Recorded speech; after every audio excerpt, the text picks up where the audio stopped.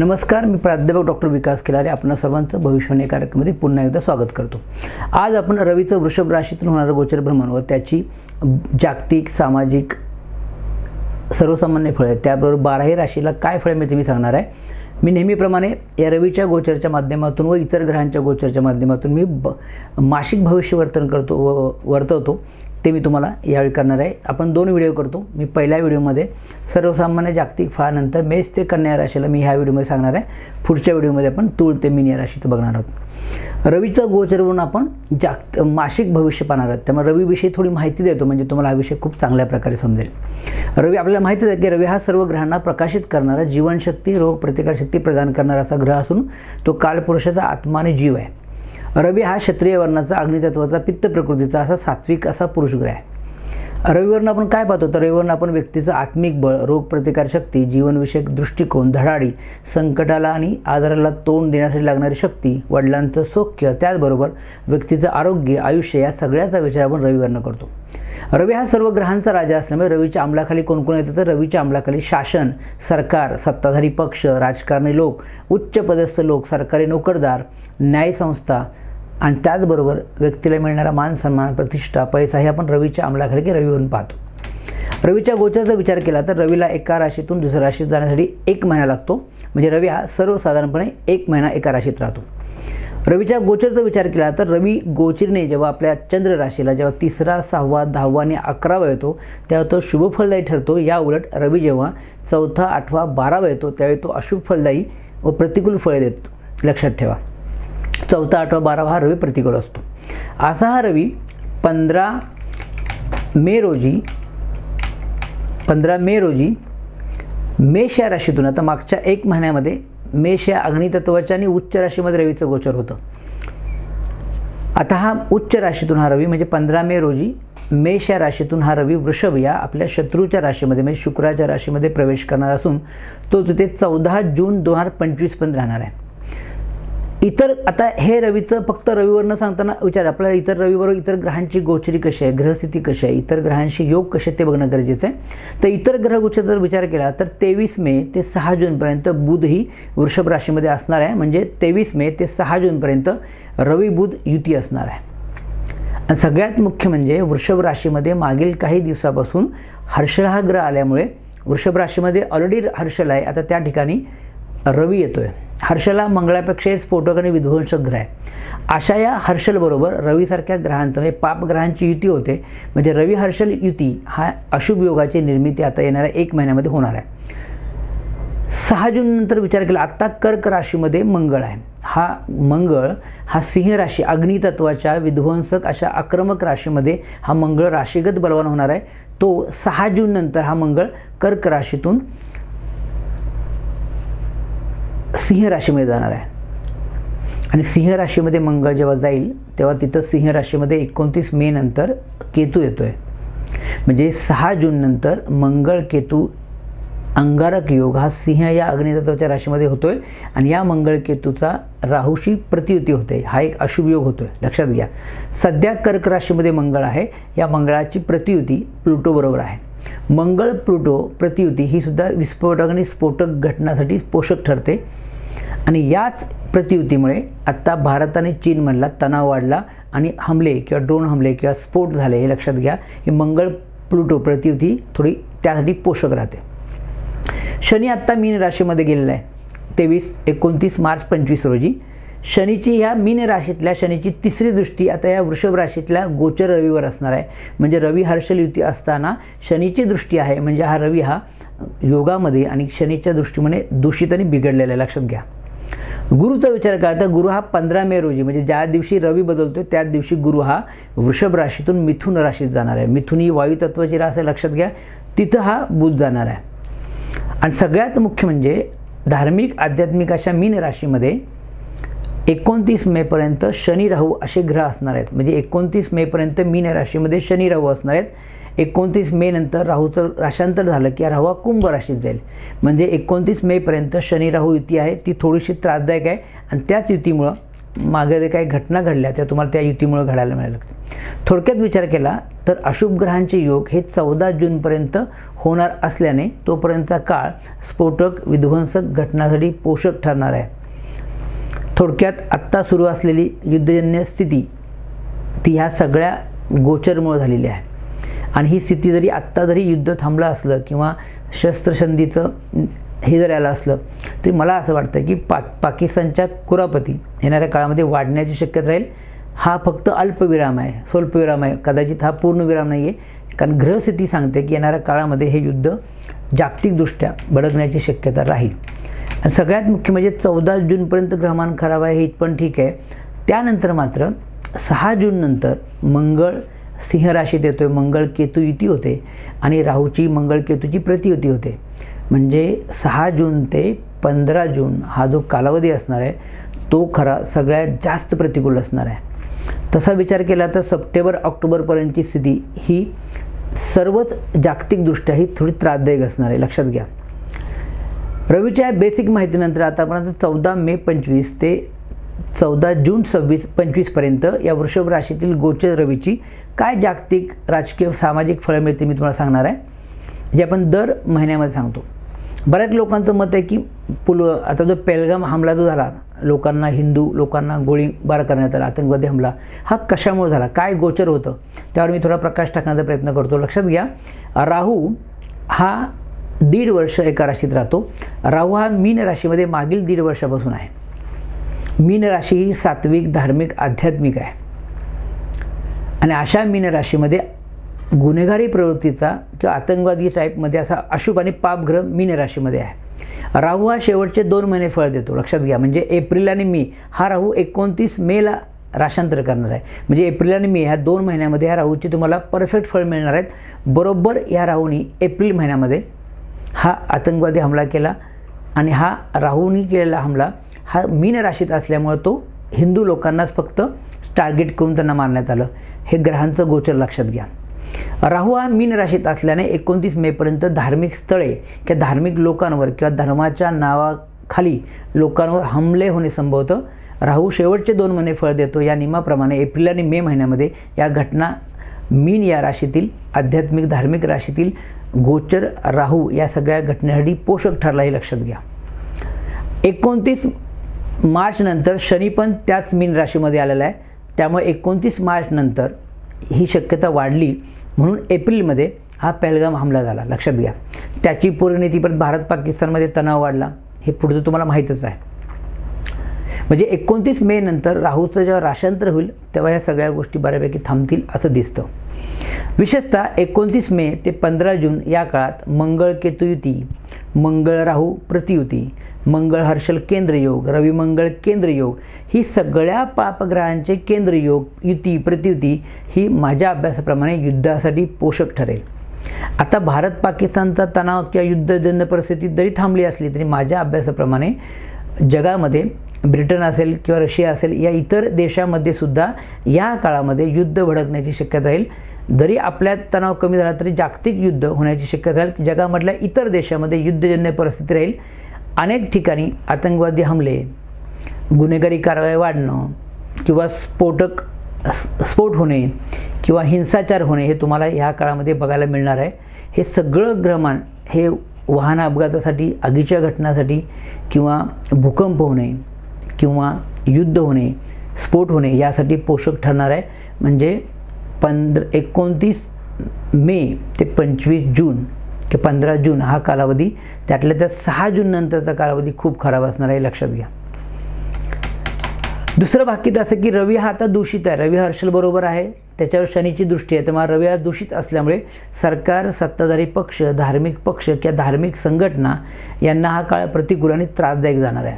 विध्वंसक व स्फोटक घटनेमुळे सरकारची डोकेदुखी वाढणार आहे. 15 जूनपर्यंत राजकीय, धार्मिक किंवा सामाजिक क्षेत्रातील एखाद्या व्यक्तीचा मृत्यू घडण्याची शक्यता राहिली या काळात, लक्षात घ्या. तिसरं बाकीत धार्मिक स्थळं किंवा धार्मिक कार्यक्रमामध्ये या ठिकाणी येणाऱ्या काळामध्ये दंगल, हमले, घातपात, आगीच्या घटना इत्यादी घडण्याची शक्यता राहील, लक्षात घ्या. विशेषतः 29 मेपर्यंत जास्त शक्यता राहील. पापग्रहांच्या अशुभ योगामुळे व युद्धजन्य स्थितीमुळे शेअर मार्केटमध्ये मोठी पडझड पाहायला मिळेल. बऱ्याच लोकांचे या काळामध्ये मोठं आर्थिक नुकसान होण्याची शक्यता राहील. रवी हर्षल शनी राहू युतीमुळे व मंगळ प्लुटो प्रतियुतीमुळे या अशुभ योगामुळे काही ठिकाणी विमान अपघात, वाहन अपघात तुम्हाला झालेले पाहायला मिळतील. विशेषतः हा काळ स्फोटक हमले, अपघात, भूकंप, जाळपोळ, दंगल तर काही ठिकाणी पूर सदृश्य स्थिती येणे यासाठी पोषक ठरणार आहे. थोडक्यात हा काळ नैसर्गिक संकटासाठी पोषक ठरणार आहे. विशेषतः 29 मे ते 15 जून हा कालावधी वरील घटनांसाठी जास्त पोषक ठरेल. आता भारत आणि पाकिस्तानच्या तणावाचा विचार केला तरी जर शमलं असलं तरी मला असं वाटतं की येणारी ग्रहस्थिती ही स्फोटक आणि विध्वंसक असल्यामुळे कदाचित पाकिस्तानकडून पुन्हा आतंकवादी हमले, दहशतवादी कारवाया, काही ठिकाणी स्फोट होणे, विशेषतः धार्मिक स्थळं, मंदिरं अशा ठिकाणी होणं, घुसखोरी होणं हे तुम्हाला किंवा सीमारेषेवर गोळीबार होणं ह्या घटना तुम्हाला पाहायला मिळतील. त्यामध्ये लष्करी किंवा जवानांना घातपात होणं ह्या शक्यता राहतील. ह्याही गोष्टी लक्षात घ्या. म्हणजे हे सगळं शमले असं ग्रहमानाने दिसत नाही. आता इथपर्यंत या रवीच्या बेसिक माहितीनंतर आणि जागतिक सामाजिक सर्वसामान्य फळानंतर मी आता तुम्हाला मेष ते कन्या या 6 राशींना हे रवीचं गोचर की ही ग्रहस्थिती कशी असणार सांगणार आहे. पहिल्या व्हिडिओमध्ये आपण 6 राशीविषयी बोलूया. सुरुवात करूया मेष रास. मेष राशीच्या धनस्थानातून होणार रवीचं गोचर भ्रमण 15 मे ते 14 जूनपर्यंत या राशीच्या लोकांना उत्तम लाभदायक आणि शुभफलदायी जाणार आहे. पंचमेश रवी हा धनस्थान येत असल्यामुळे एका पैशाच्या स्थानात मालकून दुसऱ्या पैशाच्या स्थानामध्ये येत असल्यामुळे या काळात मेष राशीच्या काही लोकांना मोठे आर्थिक लाभ होतील. विशेषतः शेअर्स, सट्टा, लॉटरी किंवा बुद्धी, कला, शिक्षण याच्या माध्यमातून या लोकांना चांगला पैसा मिळेल. 29 मेपर्यंत या लोकांना जास्त शुभफळे मिळतील. मात्र मेष राशीला सध्या सुरू असलेली शनीची 7.5 व 15 मे नंतर येणारा 3रा गुरु हा प्रतिकूल आहे. तो खर्चामध्ये वाढ करणारा आणि करिअरमध्ये अडचणी निर्माण करणारा, कष्ट आणि दगदग वाढवणारा जाईल. विशेषतः खर्च करताना या लोकांनी विचार करावा. अनावश्यक खर्च करणं, कर्ज काढणं ह्या गोष्टी मेष राशीच्या लोकांनी जाणीवपूर्वक टाळाव्यात. काहींची मनाविरुद्ध बदली होणं, स्थलांतर होणं या काळात संभवतं. वृषभ राशीतील रवी आर्थिकदृष्ट्या जरी चांगला असला तरी आरोग्याच्या बाबतीत या लोकांना अतिशय प्रतिकूल जाणार असल्यामुळे या रवीमुळे वृषभ राशीच्या लोकांना अनारोग्य, विशेषतः डोळ्याचे आजार, घसा, गळा याचे आजार होणं संभवतं. खाण्यावर बंधन ठेवावं. 29 मे नंतर या लोकांच्या अडचणीमध्ये वाढ होण्याची शक्यता राहील. या काळात संततीविषयक समस्या उभ्या राहतील किंवा संततीचं आरोग्य बिघडण्याची शक्यता राहील, हे लक्षात घ्या. म्हणजे मेष राशीला जरी 7.5 आणि गुरुचं गोचर प्रतिकूल येत असलं तरी पुढील 2 महिने रवीचं गोचर चांगलं असल्यामुळे काही तुम्हाला शुभफळं मिळतील. ही मेष राशीच्या लोकांना आनंदाची गोष्ट आहे. आता कोणते दिवस अशुभ जातील विशेषतः जास्त, तर विशेषतः 22, 23, 24, 31 मे आणि 1, 10 आणि 11 जून हे दिवस मानसिक अस्वस्थता, चिंता देणारे जातील. या काळात या लोकांनी शांत आणि संयमी राहावं. कोणताही निर्णय घाईगडबडीमध्ये किंवा अविचाराने घेऊ नये. त्यानंतर वृषभ रास. आता वृषभ राशीतूनच रवीचं गोचर चालू आहे, लक्षात घ्या. वृषभ राशीमध्ये हर्षल पण आहे आणि रवी पण आहे. तर वृषभ राशीतूनच होणारं रवीचं गोचर भ्रमण दिनांक 15 मे ते 14 जूनपर्यंत या राशीच्या लोकांना काही बाबतीत प्रतिकूल व मनस्तापदायक मात्र काही बाबतीत अनुकूल जाणार आहे. कारण राशीवरून होणारं रवीचं गोचर हे त्रासदायक असतं. मागील 1 महिना रवीचं गोचर ह्या लोकांना त्रासदायक होतं. आता हा पहिला रवीसुद्धा काही बाबतीत आरोग्याच्या बाबतीत त्रासदायक असेल. मात्र इतर ग्रहांची गोचरी ह्या वृषभ राशीच्या लोकांना अतिशय उत्तम असल्यामुळे फारसा त्रास होणार नाही. राशीतून होणारं ग्रहाचं गोचर हे शारीरिक आणि मानसिक त्रासदायक असल्याने हा पहिला रवी ह्या वृषभ राशीच्या लोकांना अनारोग्य, मानसिक ताणतणाव इत्यादी निर्माण करण्याची शक्यता राहील. या रवीमुळे काहींना आरोग्याच्या तक्रार राहतील. विशेषतः डोकेदुखी, पोटाचे विकार, रक्तदाब, हृदयविकार, थकवा येणं, डोळ्यांना त्रास होणं, घसा आणि गळा यांचे विकार होणं या काळात संभवतं. इतर ग्रहगोचरी मात्र या राशीला उत्तम असल्याने या लोकांच्या आता इथून पुढे मोठी प्रगती होणार आहे. या लोकांना मोठे आर्थिक लाभ होणं, या लोकांची कामे मार्गी लागणं, यांना यश मिळणं संभवतं. चतुर्थेश रवी लग्नी येत असल्याने काहींना या येणाऱ्या 1 महिन्यामध्ये वाहन, वास्तू खरेदीचे योग येतील. थोडक्यात वास्तुसुख, वाहनसुख या काळात वृषभ राशीच्या लोकांना उत्तम मिळेल. शनी, शुक्र, राहू, गुरु या सर्व ग्रहांचं गोचर उत्तम असल्याने या लोकांना नोकरी व्यवसायातून मोठे आर्थिक लाभ होणे संभवतं. व्यवसायामध्ये या लोकांची आता मोठी प्रगती होणार आहे. या लोकांचा शत्रुनाश होईल. हाती घेतलेल्या कामामध्ये मोठं यश मिळेल. थोडक्यात वृषभ राशीच्या लोकांना 15 जून नंतरचा काळ, 15 जूनपर्यंत पण चांगला काळ आहे, पण 15 जून नंतरचा काळ मात्र सुख, समाधान, आनंद देणारा आणि बराच मानसिक त्रास कमी करणारा जाईल. कोणते दिवस विशेषतः अशुभ जातील, तर विशेषतः या लोकांना 16, 17, 25, 26 मे व 2 आणि 3 जून हे दिवस मानसिक अस्वस्थता, चिंता देणारे जातील. या काळात या लोकांनी शांत आणि संयमी राहावं, कोणताही निर्णय घाईगडबडीमध्ये घेऊ नये. त्यानंतर मिथुन रास. मिथुन राशीच्या 12व्या स्थानातून होणारं रवीचं गोचर भ्रमण दिनांक 15 मे ते 14 जूनपर्यंत या राशीच्या लोकांना थोडं प्रतिकूल आणि मानसिक अस्वस्थता आणि असमाधान देणारं जाईल. का तर 4, 8 आणि 12वा रवी प्रतिकूल असतो. या नियमाप्रमाणे मिथुन राशीच्या 12व्या स्थानातून होणारं रवीचं गोचर आणि त्याचबरोबर बुधाचं होणारं गोचर हे प्रतिकूल असणार आहे, लक्षात घ्या. त्यामुळे ह्या लोकांना मानसिक त्रास आणि शारीरिक त्रास होण्याची शक्यता राहील. 12व्या रवीमुळे उत्पन्न कमी आणि खर्च जास्त अशी स्थिती या लोकांची राहील. त्यातून त्यांना आर्थिक समस्या उभ्या राहतील. विशेषतः भावंडांच्या आरोग्यावर खर्च संभवतो किंवा भावंडामुळे आर्थिक नुकसान होणं संभवतं. काहींना आरोग्याच्या तक्रारी राहतील. संसर्गजन्य आजार किंवा घसा, गळा, डोळ्यांचे विकार, हृदयरोग इत्यादी विकार होण्याची किंवा वाढण्याची शक्यता राहील. त्यामुळे या लोकांनी आरोग्याची विशेष काळजी घ्यावी. प्रवास शक्यतो टाळावा, अन्यथा प्रवासामध्ये नुकसान होणं, त्रास होणं संभवतं. काहींना अनपेक्षित खर्च होणं, निरर्थक आर्थिक फटके बसणं संभवतं. सरकारी कामामध्ये आता अपयश येणं किंवा सरकारी कामं रखडणं या काळात संभवतं. सरकारी नोकरदारांनी किंवा राजकारणी लोकांनी या काळामध्ये विशेष काळजी घेतली पाहिजे, अन्यथा काहींची नोकरी जाणे किंवा वरिष्ठाकडून त्रास होणे, दंड, शिक्षा किंवा केस होणे संभवते. यासाठी लोकांनी कायद्याचं पालन करून येणाऱ्या आगामी 1 महिन्यामध्ये राहावं.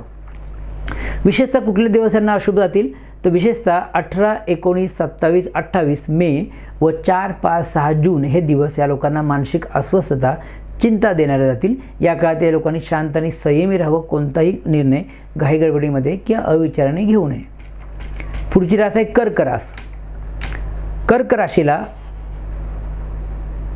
लाभस्थानातून होणारं गोचर भ्रमण, लाभातलं कुठल्याही ग्रहाचं गोचर हे चांगलं असतं. रवीसुद्धा लाभातली खूप चांगली फळं देतो.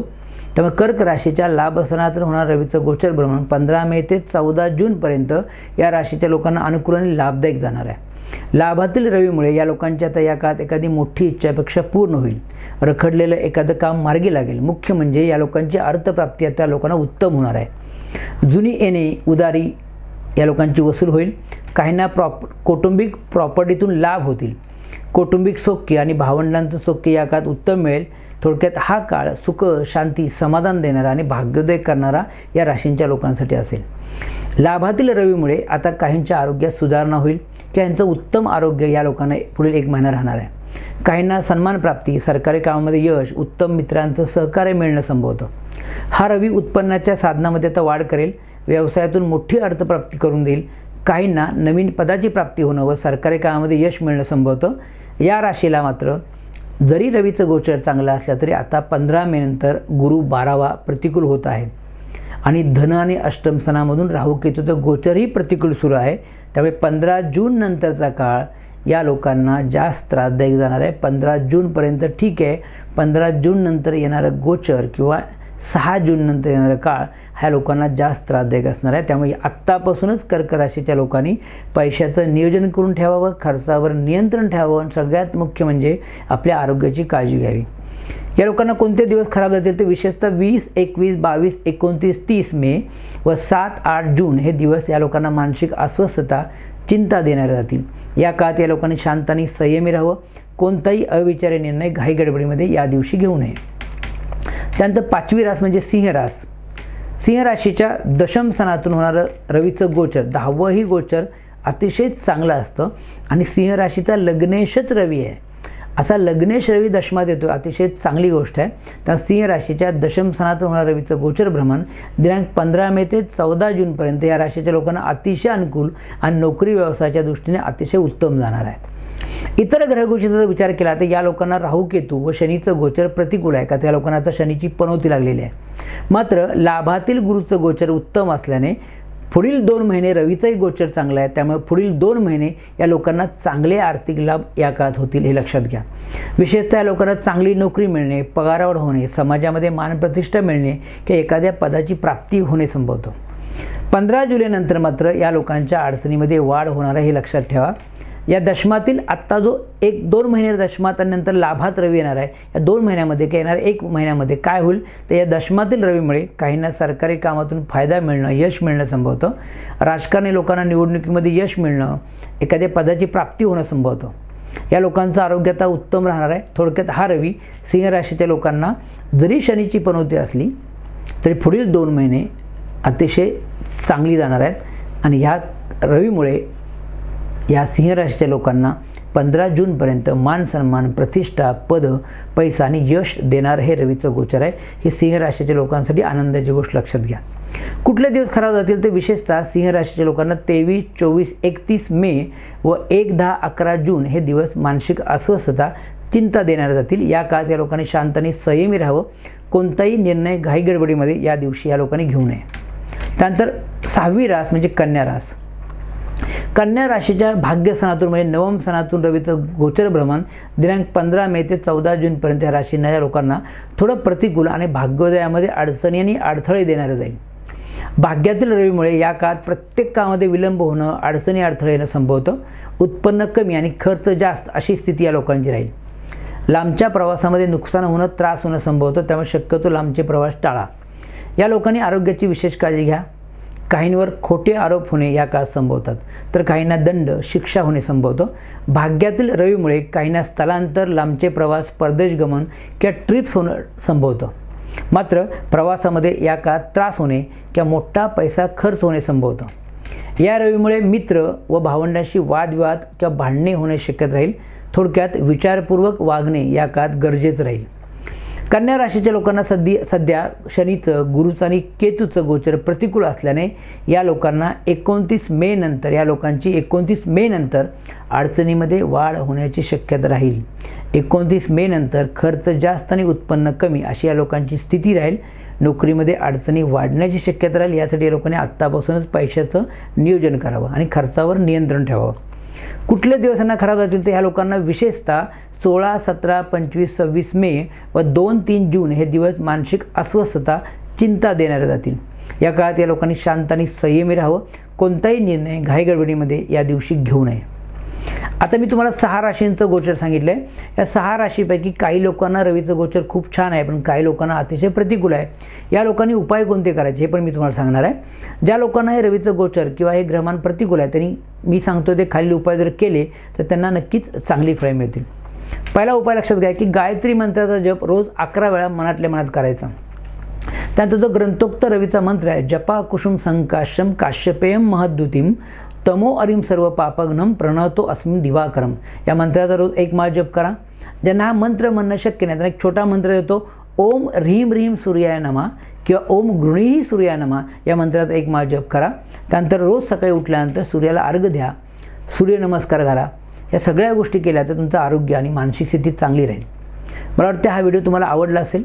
एक निवेदन करतो, ज्या लोकांनी अजूनही आपला चॅनल सबस्क्राईब केला नसेल त्याने आपला चॅनल सबस्क्राईब करा, लाईक करा आणि सगळ्यात मुख्य म्हणजे हा व्हिडिओ आपले मित्र, नातेवाईक, आप्तेष्ट यांना शेअर करायला विसरू नका. अजून एक निवेदन करतो की ज्या लोकांना माझ्याकडून ऑनलाईन मार्गदर्शन किंवा कन्सल्टिंग हवे असेल, मी डिस्क्रिप्शनमध्ये माझा व्हॉट्सअप नंबर दिलेला आहे. तुम्हाला व्हॉट्सअप करा, मी नक्कीच तुम्हाला ऑनलाईन मार्गदर्शन करण्याचा प्रयत्न करेन. यानंतर आपण ह्याच रवीचं गोचर हे पुढच्या तूळ ते मीन या राशीच्या लोकांना कसं असेल हे मी तुम्हाला सांगणार आहे. तोही व्हिडिओ तुम्ही अवश्य पहा. तोपर्यंत श्री स्वामी समर्थ.